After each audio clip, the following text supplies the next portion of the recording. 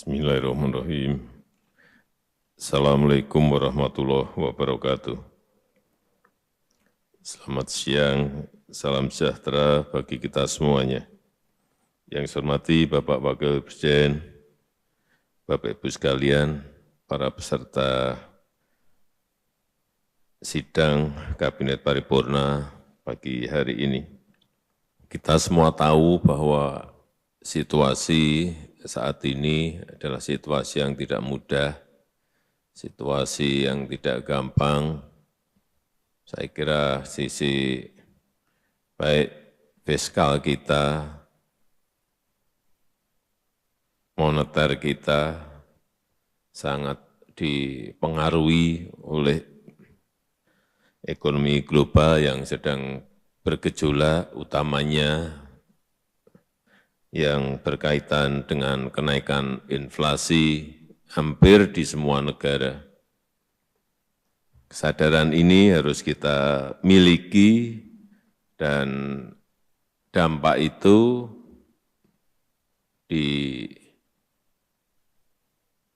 dirasakan betul oleh masyarakat saat kita turun ke bawah. Amerika inflasinya saat ini sudah di angka 7,9, yang biasanya di bawah 1.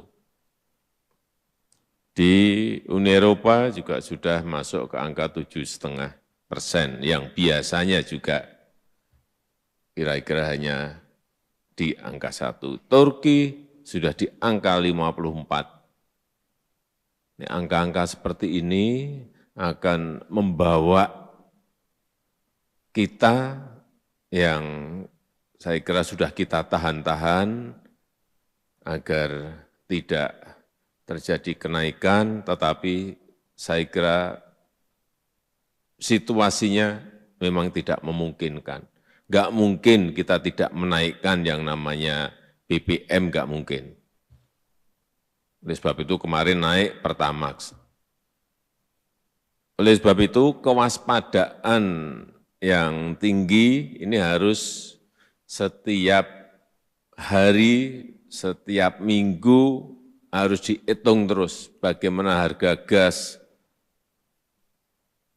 dan terutama memang selain harga energi dan juga harga pangan. Dua hal ini yang menjadi sangat-sangat penting sekali untuk terus kita waspadai bersama dan harus selalu dirapatkan, dikonsolidasikan agar tidak keliru dalam mengambil keputusan. Dan sekali lagi, selain rakyat, hampir di semua negara sudah mengalami ini, kita, masyarakat kita, rakyat kita juga mulai merasakan dampaknya dari kenaikan inflasi, kenaikan energi, kenaikan harga bahan pangan. Barang-barang kebutuhan pokok juga sudah mulai naik. Hati-hati, utamanya masalah ketersediaan, pasokan, dua hal tadi, pangan maupun energi, apalagi ini menjelang Lebaran. Oleh sebab itu, seluruh yang hadir di sini, anggota kabinet, kepada semua menteri, kepala lembaga, agar kebijakan yang diambil itu tepat. Sikap-sikap kita, kebijakan-kebijakan kita, pernyataan-pernyataan kita harus memiliki sense of crisis. Harus sensitif terhadap kesulitan-kesulitan rakyat. Jangan sampai kita ini seperti biasanya dan tidak dianggap oleh masyarakat enggak melakukan apa-apa. Tidak ada statement, tidak ada komunikasi, harga minyak goreng sudah 4 bulan, tidak ada penjelasan apa-apa, kenapa ini terjadi. Yang kedua, Pertamax Menteri juga tidak memberikan penjelasan apa-apa mengenai ini. Hati-hati. Kenapa pertama ceritain dong kepada rakyat, ada empati kita gitu loh. Nggak ada. Yang berkaitan dengan energi nggak ada. Itu yang namanya memiliki sense of crisis yang tinggi. Terutama betul-betul saya minta ini yang berkaitan dengan kebutuhan pokok, dirumuskan betul, tidak hanya urusan minyak goreng, tetapi dilihat satu persatu urusan beras seperti apa, urusan kedelai nanti akan seperti apa, urusan gandum nanti akan seperti apa. Kalau kerja enggak detail, kerja enggak betul-betul dilihat betul, dan kita ini diam semuanya, enggak ada statement, hati-hati. Dianggap kita ini enggak ngapa-ngapain, enggak kerja, atau mungkin juga enggak ngapa-ngapain, mungkin enggak kerja. Sekali lagi, merumuskan kebijakan yang tepat, melakukan langkah-langkah dan kepemimpinan yang cepat di lapangan, dan memberikan sekali lagi pernyataan yang sangat berempati kepada rakyat. Hati-hati, arus mudik ini bisa di luar perkiraan kita. Oleh sebab itu semua Kapolri dibantu TNI, Menteri Perhubungan,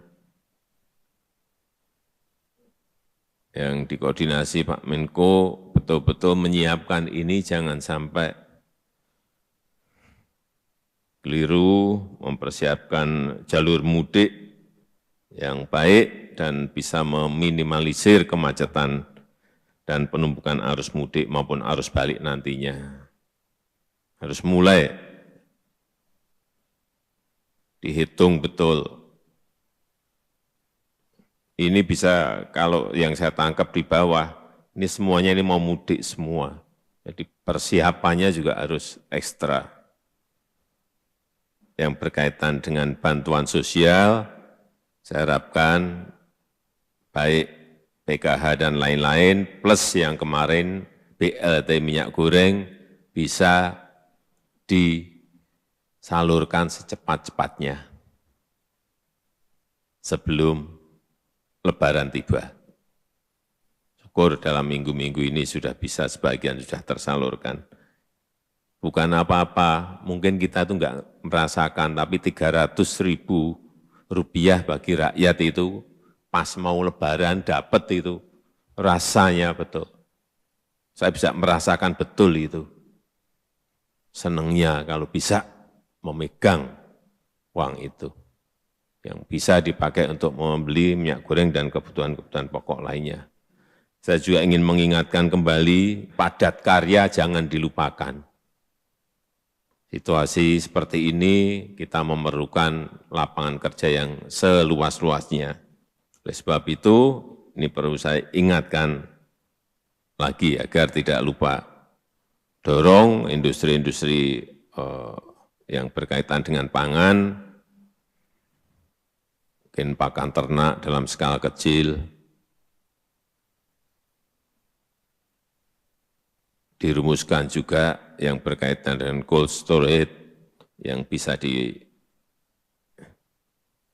cold storage logistik yang bisa dipakai untuk menyimpan makanan dalam bahan pangan dalam waktu yang sangat panjang. Kemudian yang berkaitan dengan investasi, perlu saya ingatkan lagi, insentif untuk industri-industri yang padat pekerja, itu tolong diberikan ruang yang sebesar-besarnya. Industri yang berkaitan dengan substitusi impor atau TKDN, berikan ruang yang seluas-luasnya dalam rangka yang di depan tadi sudah saya sampaikan. Sekali lagi, jelaskan situasi global yang sedang sangat sulit, sampaikan dengan bahasa rakyat dan langkah-langkah yang sudah diambil pemerintah itu apa dalam menghadapi krisis dan kenaikan inflasi, dan jangan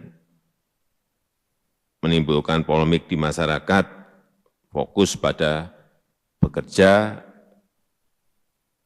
dalam penanganan kesulitan-kesulitan yang kita hadapi. Jangan sampai ada lagi yang menyuarakan lagi mengenai urusan penundaan, urusan perpanjangan. Enggak. Saya rasa itu yang ingin saya sampaikan. Terima kasih.